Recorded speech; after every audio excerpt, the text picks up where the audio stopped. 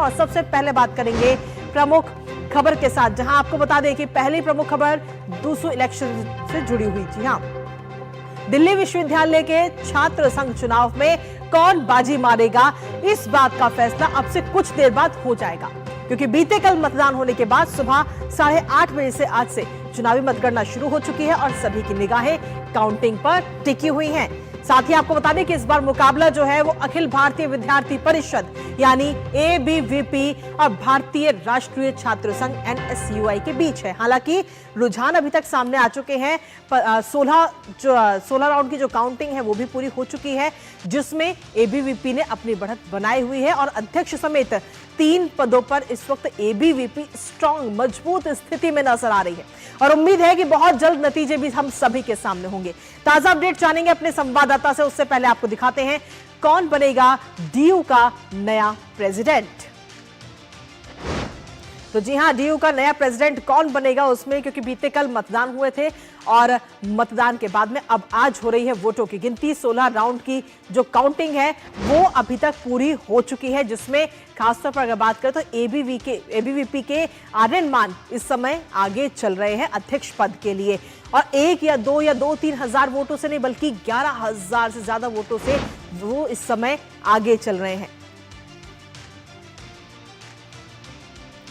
तो आपको बता दें कि इसके साथ ही आपको ये बता दें कि बीते कल मतदान हुए थे और आज वोटों की गिनती हो रही है। कल मतदान हुए और आज गिनती। 16 राउंड की काउंटिंग इस समय पूरी हो चुकी है और 16 राउंड की काउंटिंग में इस समय एबीवीपी के जो अध्यक्ष पद के लिए चुनाव लड़ रहे हैं आर्यन मान, वो इस समय आगे चल रहे हैं। 11,000 से ज्यादा वोटों का अंतर है जिसके साथ वो आगे चल रहे हैं। और सिर्फ अध्यक्ष पद नहीं, अध्यक्ष पद के साथ कुल मिलाकर अगर हम देखें तो 3 पदों पर इस समय एबीवीपी आगे चल रही है। कुल 4 पदों में से 3 पदों पर एबीवीपी आगे है और इस बार बीते कल जो मतदान हुआ था उसमें 49.45% मतदान दर्ज हुआ था और पिछले 5 दूसरे प्रेसिडेंट में की अगर हम बात करें तो जिसमें से 3 एबीवीपी के ही बने थे। और कुल मिलाकर अगर हम देखें तो 16 राउंड की काउंटिंग हो चुकी है, 20 राउंड की काउंटिंग होनी है। 20 राउंड के बाद में नतीजे जारी किए जाएंगे और प्रेसिडेंट पद के लिए इस बार 21 कैंडिडेट जो है वो चुनाव लड़ रहे हैं, लेकिन मुख्य चुनाव जो है वो है एबीवीपी और एनएसयूआई के कैंडिडेट्स के बीच में। लेकिन आखिर जिसको लेकर इतनी चर्चाएं हो रही हैं, सियासी माहौल गर्म हो रखा है, दूसरा अध्यक्ष का पद आखिर कितना महत्वपूर्ण है वो आपको बताते हैं, क्योंकि छात्र राजनीति के लिहाज से काफी अहम और महत्वपूर्ण इस पद को माना जाता है, जिसमें छात्रों से लेकर कॉलेज प्रशासन तक अध्यक्ष का बात मानते हैं। जो बात अध्यक्ष की तरफ से कही जाती है उसको काफी आराम से माना जाता है। इसके साथ ही अपनी मांग के लिए जो अध्यक्ष है वो प्रदर्शन भी कर सकता है और छात्र राजनीति के हिसाब से भी काफी मायने रखता है ये पद। दूसरे अध्यक्ष को सियासी पार्टियां भी तवज्जो देती है क्योंकि इनके पास में युवाओं का पूरी तरह से समर्थन होता है और इसीलिए राजनीतिक पार्टियां भी इनको अपने साथ लेती हैं। संघ को छात्रों की भलाई के लिए फंड भी मिलता है जिसके जरिए वो छात्रों की भलाई करते हैं या किसी भी इवेंट्स में वो इसको ले सकते हैं। और इसी पर ताजा अपडेट लेते हैं। हमारे साथ में हमारे सहयोगी मुकेश शुक्ला इस वक्त जुड़ रहे हैं, सीधा उन्हीं का रुख करेंगे ताजा अपडेट के लिए। मुकेश, क्या कुछ लेटेस्ट अपडेट है आपके पास में?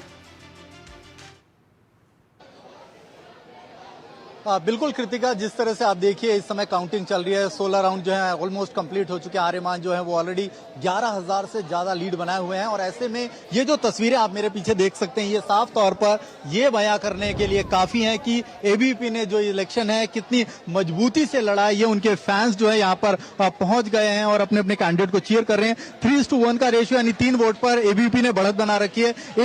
एक सीट जो है उस पर जो है एनएसयूआई ने बढ़त बनाई है और जिस तरह से पूरे के पूरे इलेक्शन को यहाँ पर कंडक्ट किया एबीवीपी ने, बहुत शानदार तरीके से उन्होंने यहाँ पर अपने कैंपेन को आगे बढ़ाया। और देखिए एबीवीपी के समर्थन में ही कितने बड़े बड़े स्टार्स, यानी आर्यमान के लिए खुद मासूम शर्मा जो एक अच्छे सिंगर है हरियाणा के, वो आए। बॉलीवुड से अगर देखें तो संजय दत्त ने अपील करी और उसका ये तस्वीरें हैं ये काफी कुछ बयां कर रही हैं। जिस तरह से यूथ ने यहाँ इंस्पायर किया, एबीवीपी के छात्र संघ के कई और नेता जो हैं वो अन्य राज्य से यहाँ पर पहुंचे और उन्होंने जिस तरह से एक कैंडिडेट के लिए यहाँ पर अपील करी, यानी पैनल टू पैनल उन्होंने यहाँ पर लोगों को जाकर के अपील करी और अपने छात्रों से बात करी, उनको यहाँ पर इंप्रेस किया। वहीं एनएसयूआई जो थी वो एक कैंडिडेट पर ही फोकस कर रही थी और उसका परिणाम है कि 3 कैंडिडेट अभी जो है वो ट्रेल कर रहे हैं, पीछे हैं। सिर्फ वाइस प्रेसिडेंट पे उनके कैंडिडेट जो है वो बने हुए हैं, लेकिन एबीवीपी के जो 3 कैंडिडेट हैं वो अच्छी खासी बढ़त बनाए हुए।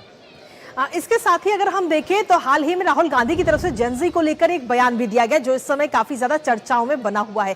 क्या मायने निकाले जाए उसके, क्योंकि एक तरफ तो दूसरों में जो चुनाव हो रहे हैं उसमें 4 में से 3 सीटों पर एबीवीपी ही अपनी बढ़त बनाए हुए और अभी हाल ही में एबीवीपी की तरफ से सोशल मीडिया प्लेटफॉर्म पर एक पोस्ट भी किया गया जिसमें उन्होंने कहा कि आप वोट चोरी की बातें करते रहो, हम दिल चोरी कर लेंगे।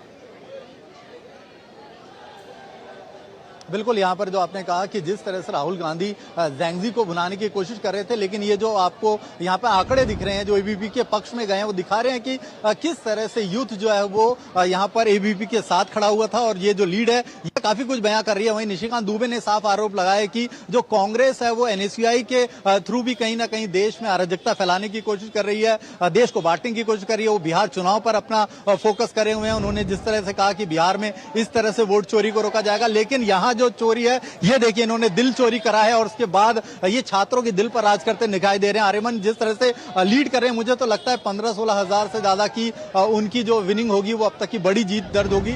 और जिस तरह से जो बाकी कैंडिडेट हैं एबीवीपी के वो भी लगातार बढ़त बनाए, तो यानी राहुल गांधी को कहीं ना कहीं जहां पर भी हो जाते हैं उन्हें मुंह की खानी पड़ती है। अब एनएसयूआई भी कहीं ना कहीं इस पर कोशिश करेगी कि ये हार का ठीकरा वो किसके सर फोड़े, जिस तरह से डिस्क्रिमिनेशन हुआ टिकट को लेकर के या जो बयानबाजी हुई बेतुकी उस पर जाएगा, राहुल गांधी पर जाएगा, या जो कैंडिडेट जो सही कैंडिडेट थे वो नहीं चुने गए। इसके साथ ही छात्र राजनीति भविष्य की राजनीति भी तय करती है मुकेश। और ऐसे में अगर नेपाल की हम बात करें जहां पर हाल ही में जेनजी जब सड़कों पर उतरे प्रदर्शन करते हुए नजर आए तो नेपाल की राजनीति सियासत सब कुछ बदल कर रख दी उन्होंने। बिल्कुल बिल्कुल, जिस तरह से वो देखिए नेपाल के शासक के विरुद्ध उनका पूरा कैंपेन था और जिस तरह से उन्होंने उखाड़ के फेंका, नेपाल की तस्वीरें सभी ने देखी, किस तरह से उनके जो सिरमौर थे अध्यक्ष वो हेलीकॉप्टर से भागने पर मजबूर हुए, जिस तरह से वहां पे नेताओं के साथ हुआ। लेकिन यहाँ जो तस्वीरें हैं, ये जो दूसरी तस्वीरें हैं वो आपको दिखाती हैं कि यहाँ आत्मविश्वास की लड़ाई है, यहाँ संगठन की लड़ाई है और जिस तरह से एबीवीपी के संगठन ने यहाँ बाजी मारी है उनका आत्मविश्वास कहीं ना कहीं बढ़ा है। यहाँ की जेनजी जो है वो दूसरी सेना के रूप में आपको दिखाई दे रही है और वो मानते हैं कि वो देश के हित में काम करेंगे, देश के पक्ष में करते हैं। बहुत सारे छात्र संघ के नेता जो हैं, आज देखिए मुख्यमंत्री हैं, बड़े बड़े पदों पर बैठे हुए हैं, बड़े बड़े कैबिनेट मिनिस्टर बने हैं, तो ये काफी कुछ है, यहाँ से उनको सीखने को मिलेगा। बिल्कुल मुकेश, आपके पास में वापस आएंगे। इस समय एबीवीपी की तरफ से जो पोस्ट किया गया सोशल मीडिया प्लेटफॉर्म एक्स पर वो एक बार अपने दर्शकों को दिखा देते हैं जिसमें कांग्रेस पर सीधे तौर पर एबीवीपी ने निशाना साधा है। और इस पोस्ट में एबीवीपी ने कहा है कि जहां कांग्रेस वोट चोरी के झूठे आरोप का प्रोपेगेंडा चलाने में व्यस्त है, वहीं दूसरी ओर एबीवीपी दिल चोरी करने में व्यस्त है। और ये पोस्ट अभी हाल ही में एबीवीपी की तरफ से किया गया है क्योंकि अभी तक अगर हम देखें तो 16 राउंड की काउंटिंग पूरी हो चुकी है और सिर्फ 4 राउंड की काउंटिंग अभी बाकी है। हमारे साथ मुकेश लगातार बने हुए।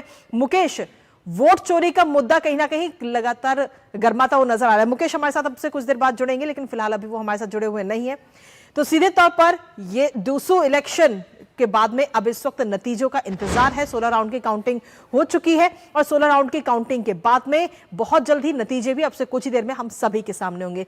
लेकिन इसी के साथ जहां एक तरफ हम देखें तो दिल्ली यूनिवर्सिटी छात्र संघ चुनाव यानी कि जो नतीजे हैं वो काउंटिंग अभी इस समय हो रही है और ये सिर्फ कैंपस की राजनीति नहीं बल्कि आने वाले कल की दिशा भी तय करते हैं।